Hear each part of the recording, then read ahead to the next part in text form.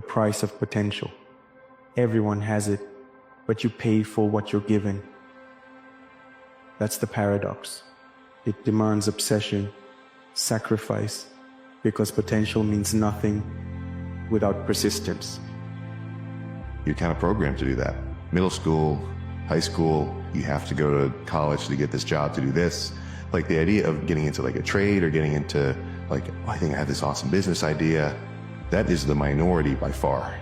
To branch off from this conditioned path. And it's not like it's bad, but so many people might have been able to do so many awesome things if they could really do what they wanted to do instead of just, following the beaten path. If you're succeeding in a life that you hate, imagine how great you'd be at one that you actually enjoyed. You are the only thing that matters. Believe in what you believe in. Nobody else matters. You have to hold yourself accountable. You have to hold yourself to your truth. You have to hold yourself to your beliefs. Don't worry about the haters. Don't worry about the naysayers, because they ain't. At the end of the day, be true, be loyal, be perseverant. No one in this world is like your master. What is it that I'm trying to spread to the world? I'm spreading self-mastery. You are your master. You take your life into the hands and decide in which direction you want to take it. It's just that you need the right methods and the right tools sometimes to go in the right direction. And that's what it is about. No matter how bad it is, our moments of greatest growth typically come after our biggest upsets. I'm not saying that grieving is bad or that you need to tough it out, independent of whatever it is that you're going through. I'm stating that you do not need to act out your feelings. In other words, just because you feel like it doesn't mean you need to act like shit, treat other people like shit, or treat yourself like shit. And I think separating our feelings from how we behave is a sign of maturity, which has almost nothing to do with how old you are, only how skilled you are. And that means that you can work on it. And if that's not a hopeful message, I don't know what is. Forget everything you've done. Forget all the wins, all the losses. Work today as if it was day one. Work the way you wanted it when you first started. Work with the passion and desire you had in the beginning that made you excited to wake up in the morning. Don't you ever lose that feeling.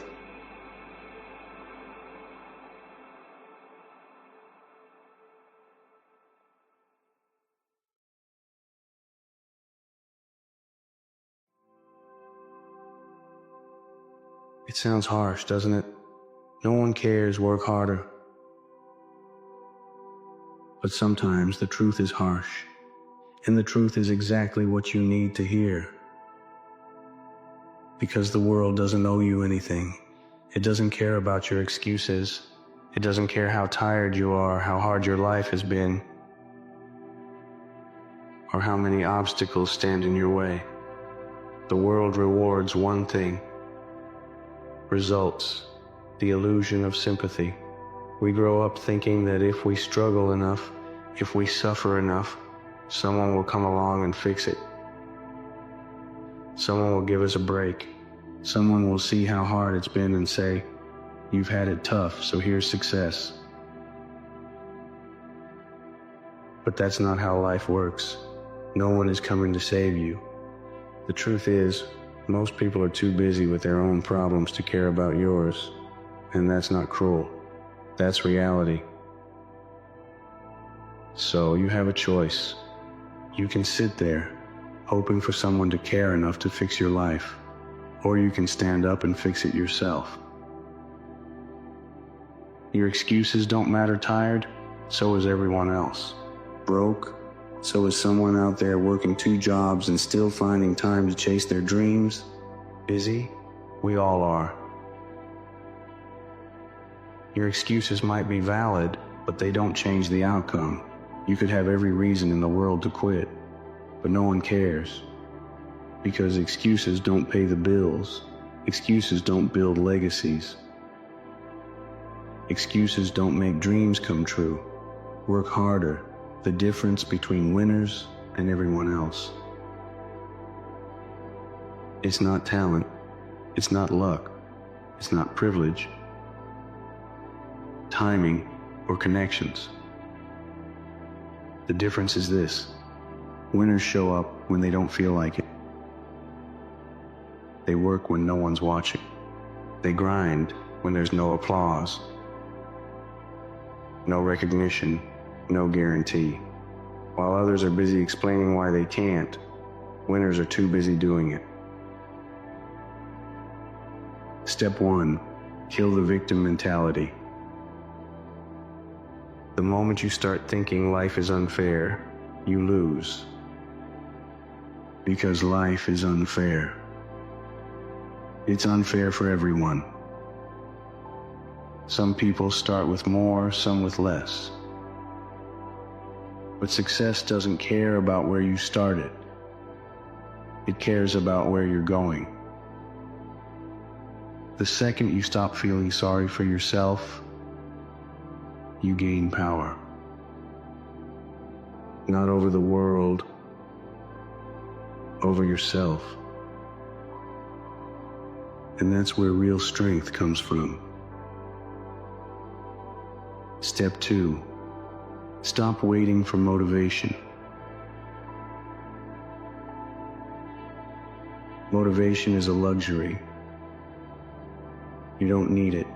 You don't wait for motivation to brush your teeth. You don't wait for motivation to eat when you're hungry. You just do it. Because it's part of surviving. So why do you treat your dreams any differently? Why do you act like chasing your potential is optional? It's not. Show up. Do the work. No matter how you feel. Step 3, get obsessed with progress. Forget perfection. Forget being the best. Just get better. Every day, 1 inch closer. 1 rep stronger. 1 mistake wiser. 1 step further. Small wins stacked over time. Create unstoppable momentum. And once you fall in love with progress, you won't need anyone to care. Because you'll care. Step 4, let your results speak. You don't need to tell people how hard you're working. You don't need validation. You don't need sympathy. You need results. When you succeed, people notice. When you win, people respect you. When you achieve, people suddenly care. But by then, it won't matter to you, because you'll have already done it. Without their permission, without their approval, without their applause, no one cares about your struggles. But that's your advantage. When you realize no one's coming to save you, you stop waiting, you stop expecting, you stop hoping someone will do the work for you. And that's when you become dangerous, because now you're the one in control. You decide how hard you work. You decide how far you go. You decide who you become. So stop looking for pity.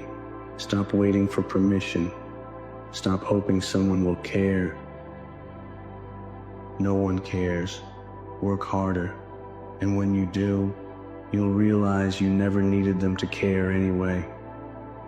Because you were always enough. You just had to prove it to yourself.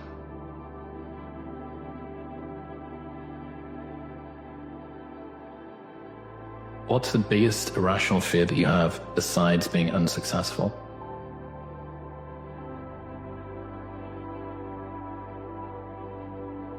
I guess not being enough or not being good enough. And I don't know who for. I don't know who I am scared of not being good enough for or enough for. But just that energy, that insufficient, unwanted The sense that you always need to prove yourself, you always need to sort of offer the world something in order for it to love you back. The fear of not being enough driven an awful lot of what I've done, and I think it's very common for a lot of people. The fear of abandonment, sense of always sort of being on the outside. The weird thing is that it is potent fuel to drive you to go and do some pretty magnificent things, but it's toxic if you use it for too long. So I'm working hard at trying to switch from diesel to electric in that regard. How you spend your days is how you spend your life. If you are not prioritizing the daily actions necessary to achieve your goals, you will never arrive at where you would like to be. I mean, how can tomorrow be any better than today if you don't do anything different today? You will never change your life for the better unless you change something you do daily. So care less about results and more about your daily habits, because world-class results automatically follow world-class habits. Take it from me. You can build up your body all you want. All the push-ups, all the sit-ups, all the weightlifting, all the running and cardio. But until you build your mind, until you build up your mind, you're just building a bigger, faster, stronger, subpar version of the person that you were created to be. I've never once looked at any loss as if I didn't have the right physical gifts. It was only the battle between my ears that I have lost at times. Seasons where I felt less than, seasons where I didn't believe in myself as much as I should, and really it all goes back to the work that we are doing inside of our mind. So you can build up the physical body all you want, but until you take ownership, extreme ownership of what's going on in the battle between your ears, then and only then will you become the person that you were created to be. Many times, we block ourselves and we use these words almost like we're in a trance, like we're sleepwalking through life, that we find ways to cancel out our dreams. And I think that but is a dream killer, that a lot of things that we want to do, a lot of places we would like to go, a lot of things we would like to experience, and we just stop at but. And we build a case. In fact, but is an argument for our limitations. And when we argue for our limitations, we get to keep them. But will cause you to hide out behind fear,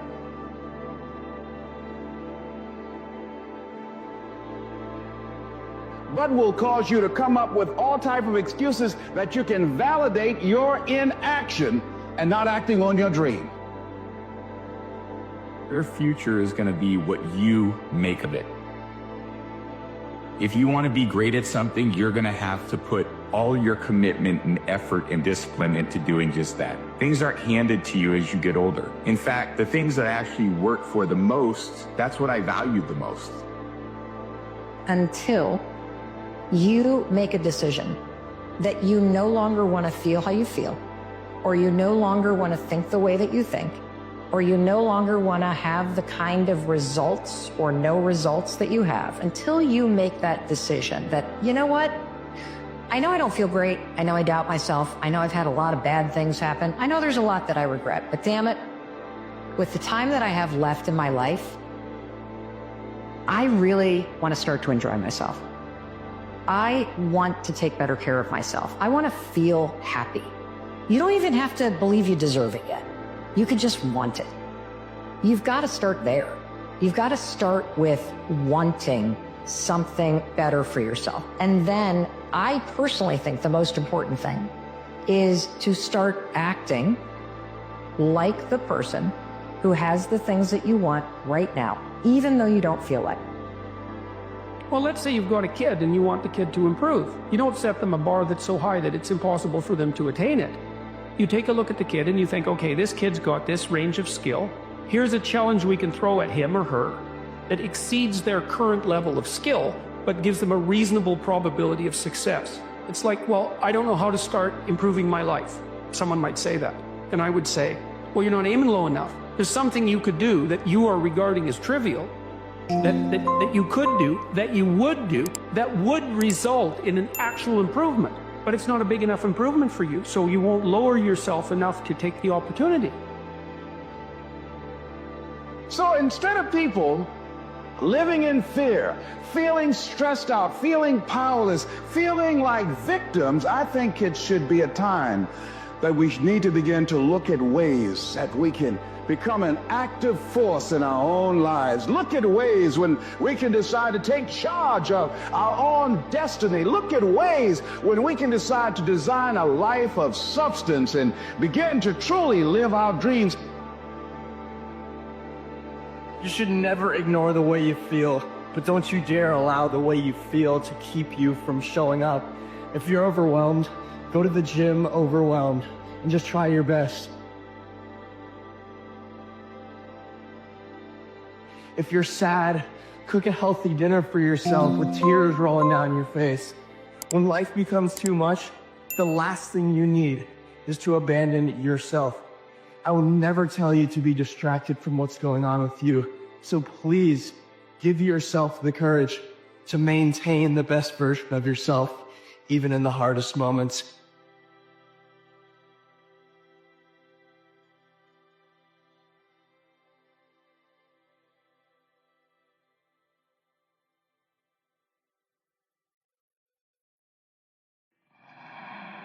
How do you make your suffering useful?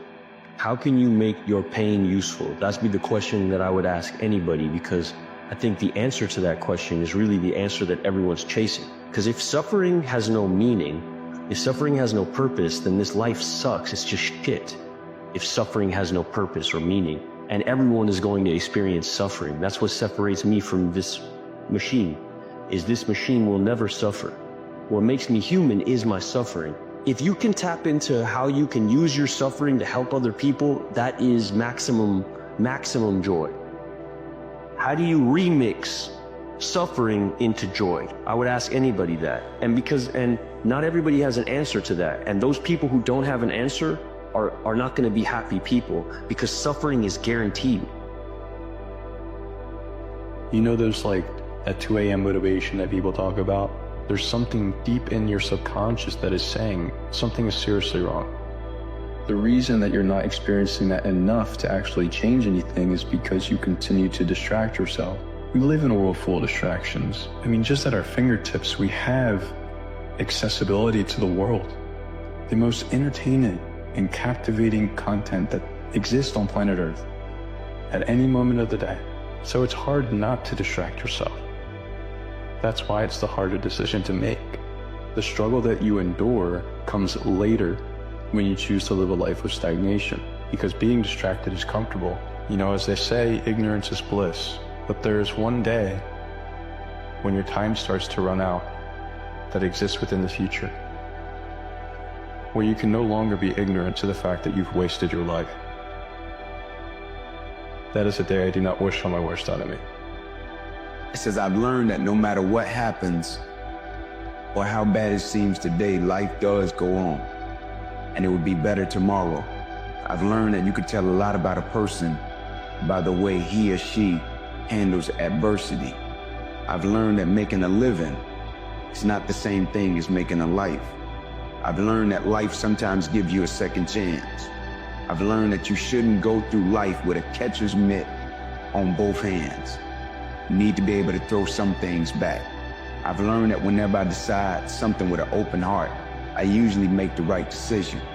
I've learned that even when I have pains, I don't have to be one. I've learned that every day you should reach out and touch somebody.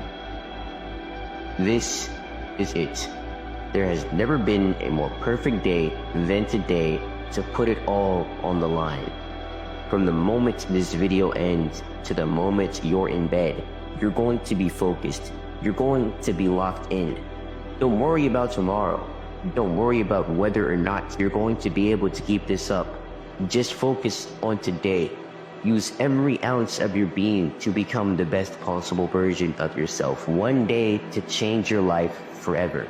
If you're able to do that, you'll realize the potential that you've always had, and you will never look back. I read a quote that said, "Time is going to pass anyway, whether you spend it how you want or let it slip by. The question is, will you look back and wonder where it went?" People will always have something to say about your choices, but you get to decide how much space their words take up in your mind. It's about recognizing whose opinions are given out of care for you, and which ones are just noise trying to throw you off your course. Good things don't come with strings attached. You don't have to feel guilty for letting go and letting your life get better. You get to decide who you are.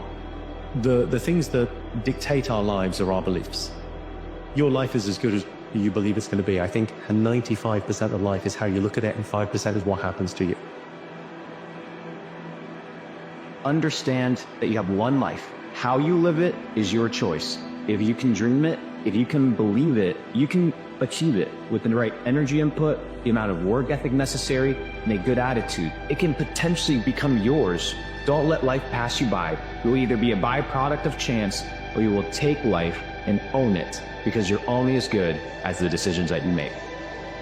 Want to achieve something serious, you need to be serious. You can't achieve something seriously impactful if you're joking around and if you're losing your focus all the time, and if nothing is important in a way to you. So that means setting priorities, knowing when is the time to invest the energy, when it is the time to release energy, when is it good now to recover, when are you really feeling this is now starting to be the limit. These are all very, very fine aspects that only you know.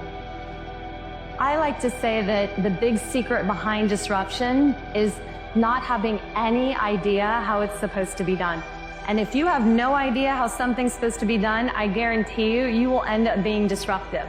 But the key is you have to embrace not knowing. If you let what you don't know become your greatest asset, you are bound to do things very differently. Everything that we're doing is because someone else showed us how to do it. Close your eyes and pretend like you have no idea how to do your job.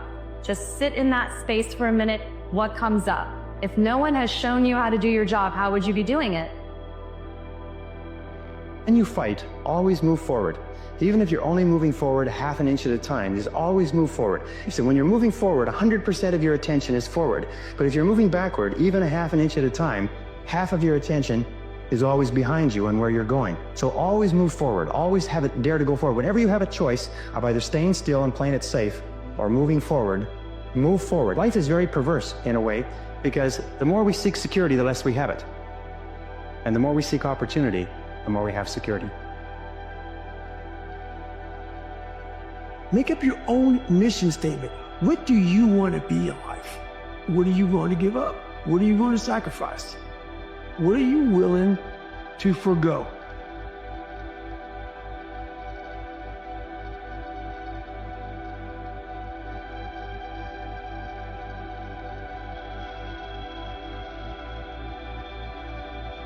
If I could go back, I'd tell younger me, you're going to do some pretty great things, but you do not need to be great. All you have to do is be yourself. That will always be enough. I would say never give up. And that widens out to whatever lens you want to put it in. I think as long as we are breathing, we have a chance.